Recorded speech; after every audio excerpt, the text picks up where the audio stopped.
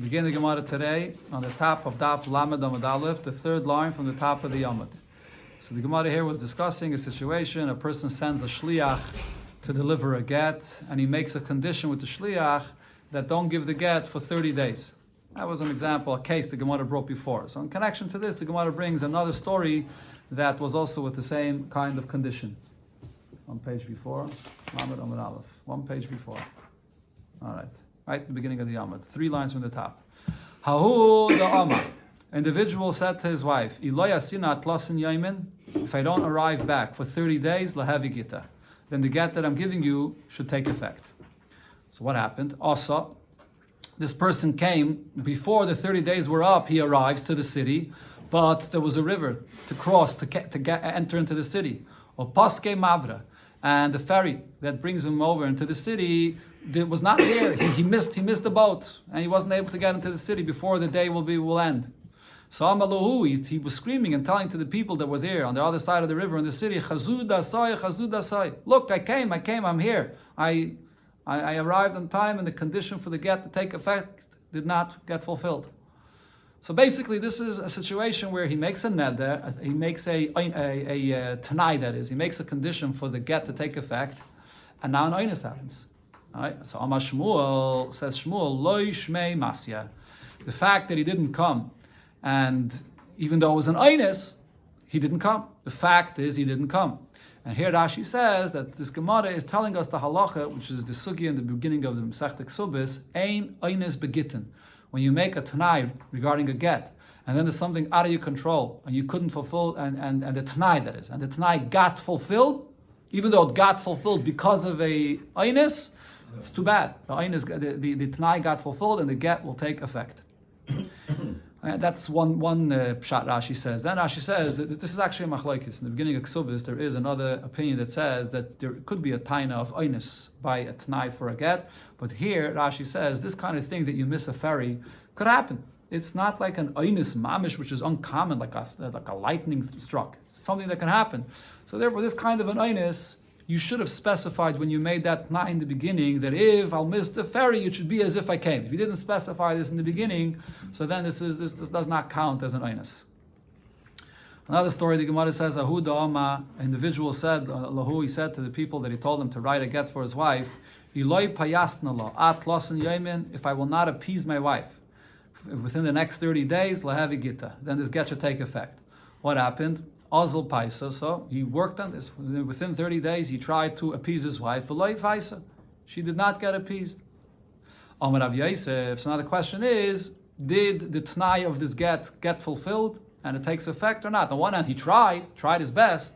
So, but on the other hand, though, she didn't accept it. So Rav Yosef says, Mi yavla tarkev dinre v'loi paisa. Did he give her a tarkev, a huge amount of gold coins, and still she didn't get appeased? Did he do everything in the world to give her even a lot of money to appease her? No, he didn't do that. So therefore, in such a case, we say that the tanai of the tanai that he made was fulfilled. He was not properly mefayeser. Says Rashi, you're going to say, well, there's an oinus. He's not rich. He doesn't have that amount of money to appease her. He's doing what he can. But again, we go back to the same point. Ein oinus begitten. That even though he couldn't give her this amount of money because he doesn't have it, but too bad, you made a t'nai, and now there was a oinus that happened that you can't fulfill the t'nai to properly appease your wife. But there's no such a t'nai, there's no such a argument of oinus when it comes to a t'nai of a get. What's the oinus of a get? He doesn't have the money. He never had the money before, he didn't have money. So he says it doesn't matter, doesn't make a difference. But this is also an oinus. This is taka oinus. This is different than the story with the ferry. Or before, the story with the ferry, like I said, Rashi says that there's a svara to say that it's not even called an oinus at all, because the person could expect the fact that he can miss a boat. But when you get to the fact that he doesn't have this massive amount of money, he knew that. But it doesn't matter. But it's what that's called an oinus.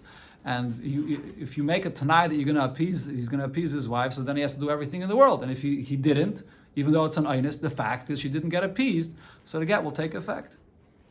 Ikadamri, there's another version of what Rav Yosef said, and this is going to follow the other opinion that says that you could say a taina of oinus regarding a tanai for a get. Amar Rav Yosef said, Midi tarkev edinri ba'ila meisav law. Does he have to go and dish out this a massive amount of money in order to appease her? Hapaisa, he tried his best to appease her the way he can, and v'lo faisa, she did not get appeased.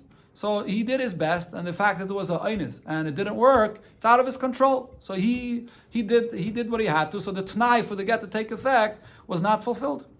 So the Gemara now explains, ha kamandama yesh einus begittin. This last version here goes according to the opinion that when it comes to a get, and there was a t'nai made for this get to take effect, and then an einus happens, so you can come and say, I did what I can, it's an einus. And therefore, the get will not take effect. So therefore, Rav Yosef is saying he doesn't have to give her this amount of money. And the previous version of this, of what Rav Yosef said is following the opinion that says, and this is how we paskin, that when it comes to a get, you make a condition, and then something out of your control happens, it doesn't matter. The get will take effect because the fact is that t'nai was fulfilled, even though it was through an einus, it doesn't make a difference. This is machlokes in the beginning of the Masechta Ksubis. There the Gemara explains why tak is the no taina of einus by Gittin. I mean, minat Torah, something that happens through an einus is it's out of your control. So then you can have a taina. It's an einus. There's a special takanas chachamim regarding a get when you make a tanai that you should not accept a taina of an einus. The Gemara there in Ksubis explains it. Okay, here this Mishnah goes back to the point that we had in the previous Mishnayos regarding a person that is in a certain condition presently, that we could assume in the future that what is in the present, that the chazaka is the same. And the Gemara applies it to a whole different situation, which will bring us into a whole different halacha here. Zok Deilige Mishnah. Hamalve mois es a kohen. A person lends money to a kohen, or ves levi. He lends money to a levi, or ves ani, or he lends money to an ani. So what's unique about these individuals? So a kohen you have to give terumah to from the produce in your field. A Levi, you have to give him Meiser Rishain. And the Ani, you have to give him Meiser Ani. So what is the deal that he makes with them when he lends them money? He says, look, Liyais mafrish aleyen michelkan. And now, when I separate the Trumah, so I'm going to take the Trumah for myself. I'm not going to give you the Trumah because you owe me money. So you don't have to pay me back. I'll just take the Trumah as a payment. So Rashi explains, obviously it doesn't mean that he could eat the Trumah itself. It's also for a zar to eat Trumah. But he'll sell the truma, and the money he gets from the truma, he'll keep for himself. You're going to say, how could he sell truma? He's stealing from the kohenim. No, he's not stealing. He already lent the money. He gave the money in advance, and he made up that now in exchange, that truma he keeps for himself. So that's by truma. He's going to have to sell the truma. By the meiser rishain or the meiser ani, that azar is allowed to eat. He doesn't have to sell it. So he'll be able to eat the meiser for himself as a payment for the money that he lent them. So then, says the Mishnah, Mafresh aleyan b'cheska shein kayom. So you lent this money, and then 6 months later, so now the produce in your field is finally ripe, and now could you assume that this kohen that you lent money to, you haven't seen him in 6 months, is he still alive? Could you go and use this trumah for yourself, or the ma'aseh for yourself, assuming that you're taking it from this kohen or levi that's still alive and you're taking it as a payment? Maybe he passed away. So then this trumah and ma'aseh doesn't belong to this kohen at all. It belongs to a different kohen. So how could you eat it? Says the Mishnah, you can assume that he's still alive. Like we said before. You don't have to be concerned that maybe he passed away and this trumah and ma'aseh belongs to someone else. Again, you read this together. You don't have to be concerned that maybe this kohen that you made this deal with passed away, or maybe the Levi passed away, or regarding this ani, even if he didn't pass away, maybe he got rich. So then the meiser doesn't even belong to him at all anymore. As says the Mishnah Vaita, what if it did happen? You see that this kohen passed away. So now, if you want to use the trumas and maisres to get paid for your loan, for this deal that you made, so from the Yershim, you're going to have to take a special permission from them to get paid for this. Why do you have to take special permission from them? So Rashi says, because the Yershim do not have the obligation to pay the loan of their father. So therefore, if they don't have a chayiv, they don't have that obligation, you can't just take the trumas and maisres for this loan. If they want to pay, they can pay you. So therefore, this trumas and maisres that now would be given to them, if they agree, you take rishus from them, so then you'll be able to eat this trumas and maisres for this payment. But you must take rishus from them. Otherwise, they don't have an obligation for this. Okay, we'll see more about that in the Gemara. Now here the Mishnah says though, another halacha, there's a takanas chachamim, im hilvan b'fnei bezdin, if you lend the money to this kayin or this levi or this ani in front of a bezdin, it's done together through a bezdin. Then and now this kayin or levi passed away. You're not going to have to take a special permission from the Yarshim. If this person passed away, you don't have to get a special permission to be able to collect from the Trumas and Maasros. What's the reason for this? So Rashi says, because through the Bezdin, there's a special koyach that the Bezdin makes here, that now it's not only this kayin that owes you the money, but the entire shavit of the kayinim owe you this money. Right? So this is for the benefit of all the kayinim that this should be done. You have a kayin and a levi, and he doesn't have money. He wants to be able to borrow money, but he knows he's not going to be able to pay back. So over here, this is a perfect way for a kayin to be able to borrow money, and then he won't have to pay back. To utilize the fact that the trumas and maasros that would be owed to him, that would be the payment, so he won't have to pay back. So therefore, through a bezdin, we say that you're getting your payment from this trumas and maasros from the entire shevet. Either the entire shevet or the kayin or the leviim did not borrow the money for you, but it's for their benefit. So the Bezdin makes this takana that you should get paid back from this trumas and maasros that belongs to the entire shevet. What's the benefit again? That now it's easy for them to borrow money because they won't have to pay back. A person who would lend a person that's poor. Who would lend a person that's poor money and you don't know that he could pay you back or not? But if you know that you have in your property produce that's growing, that you can take Ma'aser Ani from it, whether that person will die, even if that person will die, you will still be able to collect the Ma'aser Ani from it. So then you'll want to lend the money. So therefore, through the Bezdin, you have this takana that you're getting paid the Ma'aser Ani from not only from this Ani may have died, but you're getting it from all the Aniyim. So it's not only by Kailei, it's even by Yisrael, by Ma'aser. Yeah, by Ma'aser Ani as well, correct. The Gans Klal Yisrael takes over the Chayim. Not Gans Klal Yisrael, all the Aniyim take over the Chayim. We'll see more in the Gemara. So he has to sell it. The truma you have to sell, and you take then you take the money of it. Yeah. Yeah, so truma becomes tevel. Yeah. Again. It's not tevel. I mean, truma is. How does it come? He has to separate it. It says mafresh. First, you have to separate it. Once you separate it, so the rest of the produce is not tevel. But after you separate it, instead of giving it to that Levi, he owes you money. You keep it for yourself as the payment. But first, you have to separate it. That's okay. Still. Yeah. Well, by the truma you have to sell it. By the maasros you can eat it itself. The truma. Frag the Gemara va'afal gav do yasul yodei. This halacha that the Mishnah says that you take the trumas and maasros as a payment from the kohen or the levi.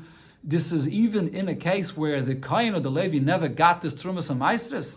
What makes this trumas and maasros belong to this particular kohen that borrowed the money from you? That now it can be a payment for you. This trumas and maasros doesn't belong dafka to this kohen. It belongs to any other kohen. So how are you taking it as a payment from this kohen? Another point to the Gemara's question is, you have a mitzvah, not only to separate the trumas and maasros, but the mitzvah is actually to give it. So you never gave it. You never fulfilled your mitzvah. How could you just eat it without giving it? Amar Rav, so the Gemara gives three answers to this. Amar Rav says the answer is, b'makirei kohona leviyah. We're talking over here about makirei kohona leviyah, which means this person always gives, he has a friend, a kohen, he always gives his trumas and maasros to this kohen. Now this has actually, it's not just stam a friend, but this has a halachic status. Once you always give your trumas and maasros to this kohen, all other kohen are masiach das. They don't expect to get trumas and maasros from you at all. They're sort of meyayish. They know they're not going to get, and therefore, even before you give it to this kohen, it's as if you already gave it to him, because he knows this is who I get my trumas and maasros from. So as soon as you separate it, it's as if you already gave it to this kohen, and then now you can keep it as a pay for the money that you borrowed, that he borrowed from you. Shmuel Amar, Shmuel says a different pshat.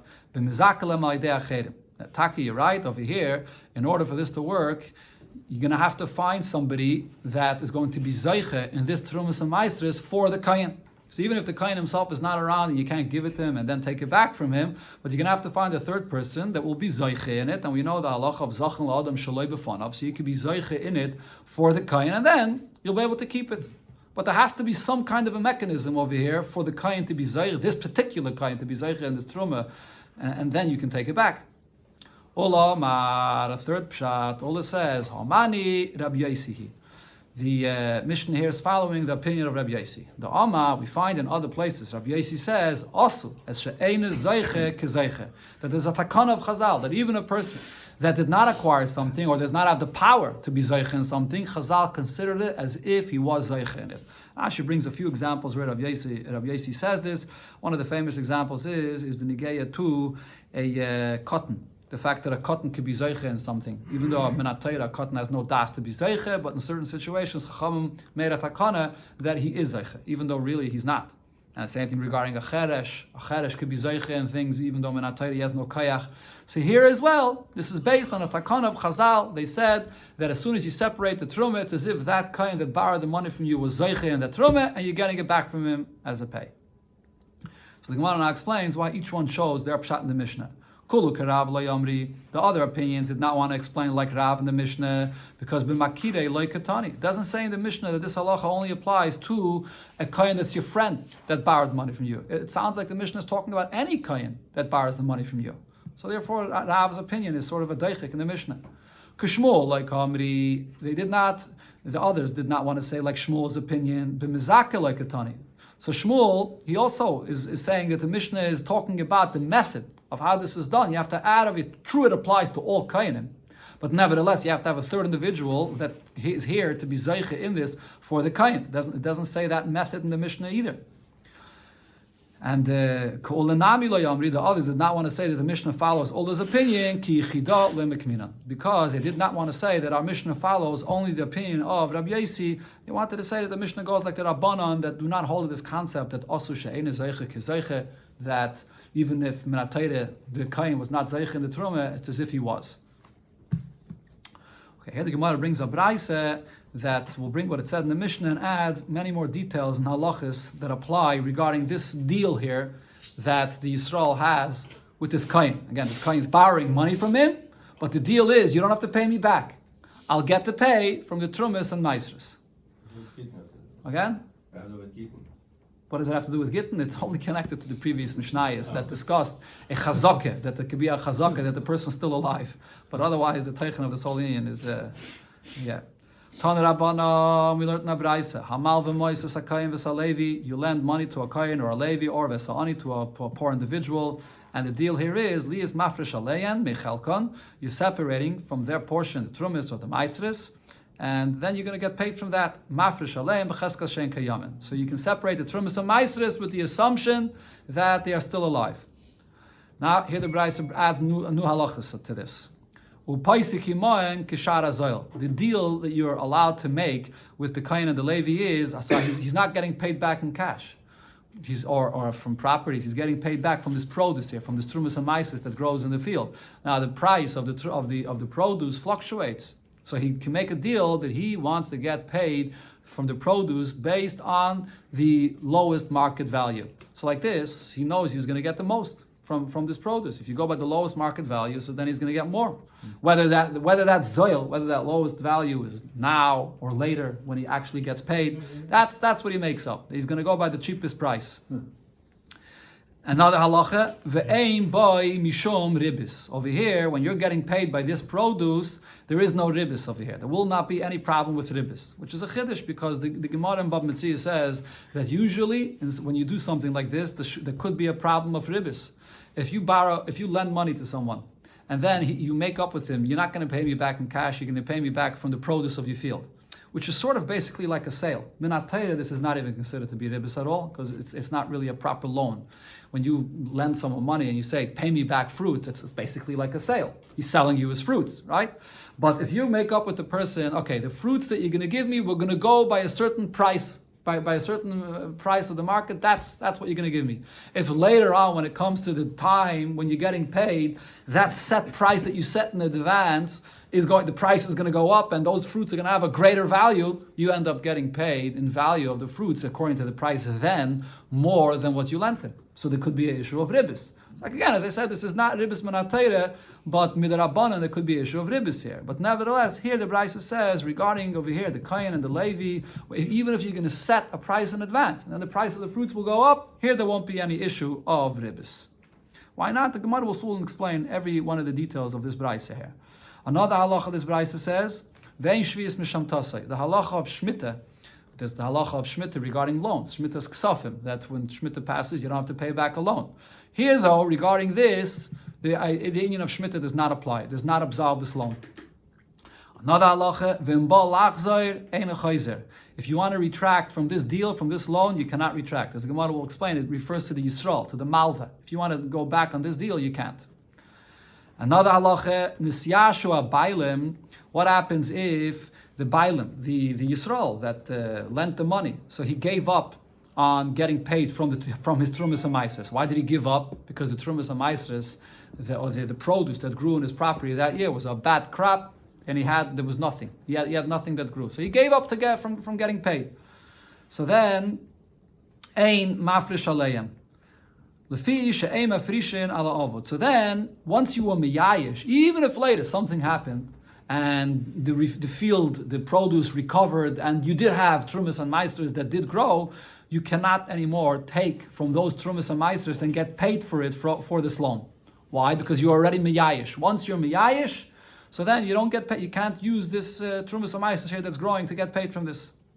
She'em afrishin ala avod. You can't be mafresh a trumas amaisis and get paid from something that's already lost. Yush. This is just like the halacha of yush regarding when you lose something, and the halacha of yush, so you lose ownership over it. The same thing over here regarding a chayv, and the deal was that you're going to get paid from this produce. Once you were miyayish from that pay, so then you have no rights to it anymore. Okay, those are the halachas of the brayso. So now, it's going to go back up this year. Once he was miyayish, it's too late. Even if in the end it did grow, but once he's miyayish, he loses his rights to collect. Before we go back, let me just explain a point. Maybe it wasn't clear before. This deal that he made, that he's going to get paid from the trumas and maisris, what it means is that he only gets paid from the trumas and maisris. No, let's say he's not going to get paid from the trumas and maisris, the kohen or the levi is not obligated to pay you in any other way, to give you cash if you're not going to get paid. The deal was, I'm getting paid from the trumas and maisris, and if I can't get paid from the trumas and maisris, you don't have to pay me back. That's it. This is the only place that I'm taking money from you from. Okay, now here the Gemara explains every detail of this brayso. Oh, mama, so the Tana said in the brayso, paisik imoem kishar hazel, that you're allowed to set a price with the kohen and levi and say that I'm getting from the trumas and maisris according to the cheapest value that it would have in the market.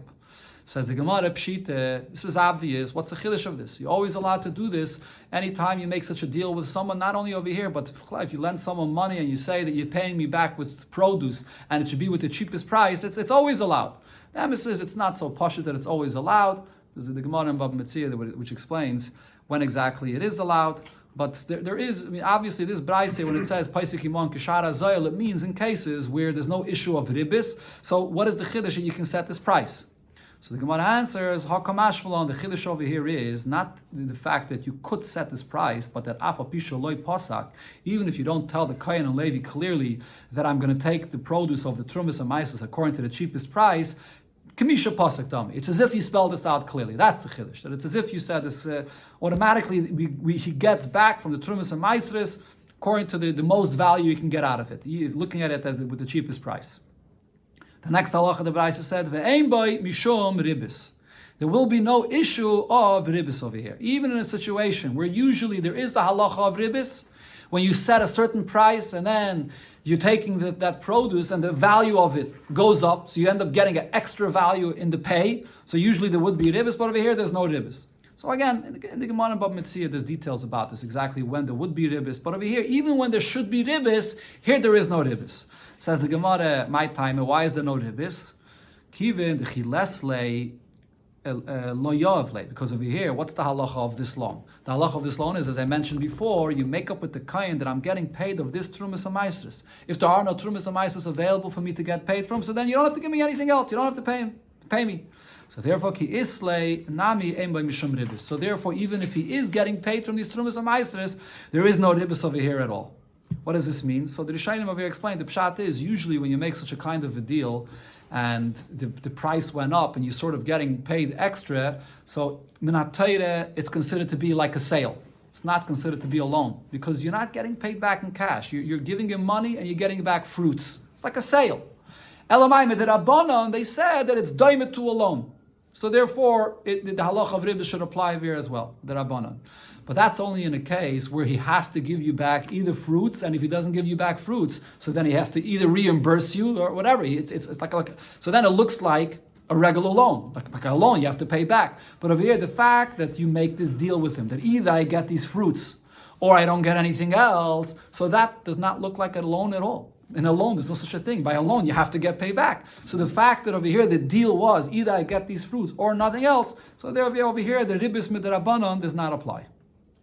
The next halacha of the Braisa, ve'ein shvius misham tasei.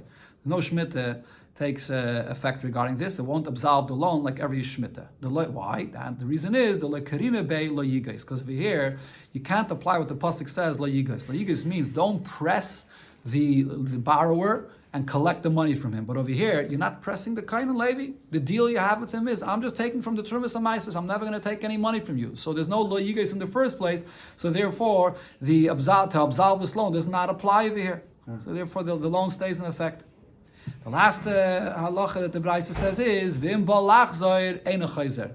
If he comes to have charata from this deal that he made with the Kain, he can't have charata. So Rav Papa says, who's the one that can't have charata from this? Loishanu ela balabayis. The balabayis, the Yisrael that's lending the money. If he wants to have charata from this, balabayis b'koyin, that is. If the balabayis wants to have charata of this deal that he made with the kohen, he cannot have charata. Why can't he have charata? So Rashi says, because from his part of the deal, it's totally done. He already lent the money. The money is in the possession of the kohen already. There's nothing else that has to happen over here in order from his part of the deal that this should take effect. Avol koyin b'balabayis. But when it comes to the kohen, can the kohen have charata in his part of the deal to tell the balabayis that he wants to pull back from this deal and he's not going to pay him from these payers he does want to get his trumas and maisas? Could he retract from his part of the deal? He could. In balach sechayzer, he could have charata from this. The Tanan, so, and this is based on what we learned in the Mishnah, no, suddenly mois, if you're buying fruits, for example, and you paid money for this, so you paid for it, but you did not do Mashiach, you did not take the payers into your possession. So the transaction was incomplete. So over here, you could have charata from this. So over here as well, from the Kohen's behalf, the completion of the deal is that the Yisrael takes the payers of the Trumas HaMaisros in exchange for the money that the Kohen gave him, that the Yisrael that is gave him. So the Yisrael did not yet take those payers of the Trumas HaMaisros. So because he did not yet take those payers of the Trumas HaMaisros, so therefore his part of the deal is not yet complete. So therefore you could have the Kohen that is could have charata from this, but the Yisrael cannot have charata from his part of the deal. Not so pashut to understand what the Gemara is saying here. Taisvis, other Rishonim discussed this because seemingly every deal, we have the two parts of the deal. So if the second half of the deal is incomplete, so that means that the first half of the deal is really incomplete as well. So why over here does the Gemara say that the Yisrael can't have charata, but the Kohen could have charata? Okay, it's not so pashut. There's a Taisvis here about it. Let's go weiter. Okay, the Gemara comes back to what it said. Where are we holding over here? Nisyashu Abailim. Oh, this is actually one more detail that it said here in this Braisa. Nisyashu Abailim. So what did the Braisa say? That what's if the Bailim, the Yisrael over here, gave up hope to collect from the Trumas HaMaisros, ein mafresh aleim. So then you cannot separate the Trumas HaMaisros to get paid from this. If later it ended up growing, you can't use this anymore. Why? Because you can't separate from something that was already lost and you gave up on. Says the Gemara Pshita, isn't this obvious? Once you were miyayish, so then you have no rights. That's the halacha of yish. You lose your ownership, you lose your rights to collect from this. And says the Gemara, leitzriche, what the Bryce is talking about is the akon, that in the field, the produce, there was already stalks, it grew already. So it didn't just dry up. It already grew partially. So mao the akna milsihi, the ones that already grew, you have already the stalks that are growing in the field, and now it dries up. So it's very common. What happens is it dries up, but then it grows again. So even though he was miyayish, he wasn't really fully miyayish. He was expecting it to grow back again. So maybe this is not considered a proper yish. Kamash malan, that's the chiddush over here, that even after it already grew the stalks, this is considered to be a yish. Okay, the next piece here in the Gemara is connected to the last point that it said in the Mishnah, that if the person, the Kohen that borrowed the money from you died, Nevertheless, if it was done in a bezdin, so then you can still keep the trumas and maasers because the bezdin is sort of having this deal done with all the other kainim, that you cannot get the payment from everyone. So Tanya, we learned this in a brayse. Rabbi Eliezer ben Yaakov, Rabbi Eliezer ben Yaakov says, "Amal v'mois a kain." You lent money to a kain or vesa levi, or you lent money to a levi bebezdin, and it was done in a bezdin umeisu, and they passed away. Nevertheless, mafresh aleim becheskas oisei hashevet. You can separate the trumas and maasros and take the pay from this, even though the kain is not alive anymore. So how are you taking from him this trumas and maasros? It doesn't belong to him; it belongs to other kainim. But it's becheskas oisei hashevet. You're getting the pay from the entire shevet. That's the deal that the bezdin makes for the benefit of all the kainim. Or similar, vesa ani bebezdin, when you lent money to an ani and this was done in a bezdin umeis and he passed away, mafresh alav becheskas ani Yisrael. So you can separate the money, and even though this ani passed away, but nevertheless, from all the aniyim of the other Yidden, you're taking the pay from them. Rabachi said a bit different, becheskas aniyei olam, that you get the pay from all the aniyim in the world. Now, what is the difference between this expression of aniyei Yisrael or aniyei olam? My benayu, what's the difference between them? Obviously, this goes only on Yidden. You can't get the pay from anyone else other than Yidden. Says the Gemara, the difference is aniyei kutiyim. Whether this includes also the aniyim of the kutim. So as we learned many times, the kutim are those people that came and were Megayah in the time of the first base of Mikdash, but it wasn't clear if their Gatus was accepted or not. So that's the difference over here. The one that says aniyei Yisrael says that you can't get the pay from the aniyim of kutim. So Rashi says it goes on the people of this city. The aniyim that you could get your pay from is only the aniyim from this city. Taisa says clearly that it only goes mamish on the aniyim of this city. So if in this city there are no other aniyei Yisrael other than kutim, so then according to the Tanakame you can't get paid from that. According to Rav Achai, it goes even on kutim because kutim are geirei emes. They are good geirim, and therefore you can get paid even from the other aniyim of kutim that there are in this city. Going back to the Braisa continues and says, Hesher ani, if this ani that you made the deal with him. So what happens if he became rich? So you can't use the Meiser ani from him because it doesn't belong to him anymore. He's rich. So now you can't separate the Meiser ani to get paid from him. So the money that you lent him, he keeps the money and he does not have to pay you. So now the Gemara asks on this last point of the Braise, but V'Rabbanon, so the Rabbanon here in this Braise, Maishna lemise the ovet takante, or Maishna la'ashir is the ovet takante. What's the difference? Why, if you made this deal with the ani, and the ani passes away, so then the bezdin, there's a takane that you're getting paid from other aniyim. And if this ani became rich, there's no such a takane that you get paid from all other aniyim. Answers the Gemara, Mise Shchiche, the fact that this ani that borrowed the money from you may die, that's something which is common. So for that, Chacham make a takane. Ashir is loy Shchiche. But the fact that this ani became wealthy, that's not Shchich, so therefore Chacham did not make a takane for this. Amar Rav Papis, regarding this, or Rav Azagayis said, Hainu da Amri Inshi, this is the saying that people say, Chavrach mis, if someone comes and tells you that your friend passed away, Asher, you can believe him. Is Asher, someone comes and tells you your friend which is poor, he became rich, Laita Asher. Oh, don't trust him, don't believe him. That's not so common. Yeah. Okay, the next thing the Gemara explains here, what did it say in the Mishnah? So if this person, this kind that he made a deal with him, so he passed away, so from the Yershim, you're going to have to take Rishus from them to use this Maisris that would go to them as a pay. They're not obligated to pay this to you, so you're going to have to get Rishus from them to use it as a payment. So Tanya, on this we learned in the Braise, Rabbi said, Yershin she Yershu. What is this talking about? It's talking about such people that are actually inheriting.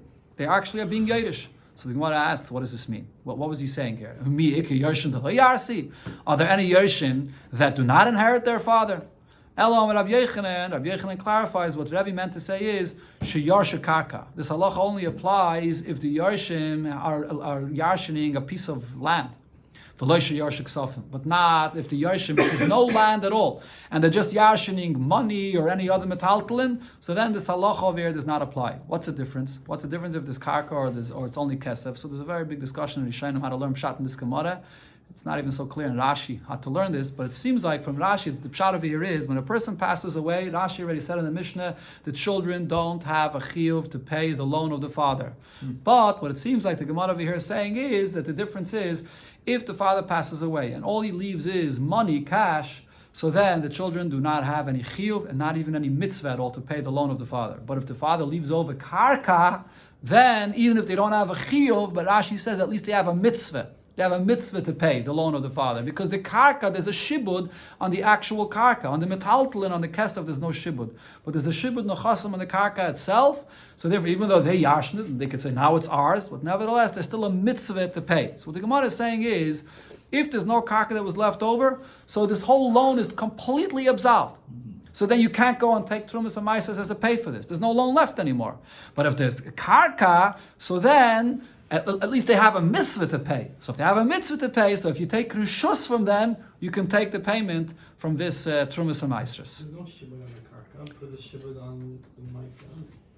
No, but you're right. It's a good question. The Rishonim asked that question. In our case, how could you say there's a shibud of the karka if the deal was that you're not going to get paid from the karka at all? You're only going to get paid from the Trumas and Maisas. The Rishonim asked that question, and they answer that the kohen has the right to pull out of this deal and then turn it into a regular loan, and then you will be chayiv to pay from the karka. So there is sort of a shibud in the karka. The fact that there's karka there leaves that loan in place. But if there's no karka at all, so then it's like the loan does not exist at all, so there's no way you can get paid from the Trumas and Maisas. But that's like a very strong... This piece of Gemara here is not so pashut.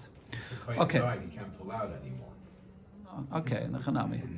Okay, Zakta Gemara, Omer Rab Yenison. So regarding this halacha that it says here, that it's all based on the fact that he left over karka, so that piece of karka leaves the loan in place. So Rab Yenison says, well, it's going to depend how large that karka is. If the amount of karka that was left over was a tiny piece of karka, just like a needle, so then goyim malay machat. So you can collect from the Trumas and Maisas only that amount for the loan, like the size of the karka itself. Malay kardom, if you left over a karka like an axe, it's an expression. It means like a large piece of karka. So then goyim malay kardom, you can collect according to that a bigger piece of land. You can collect all the Trumas and Maisas.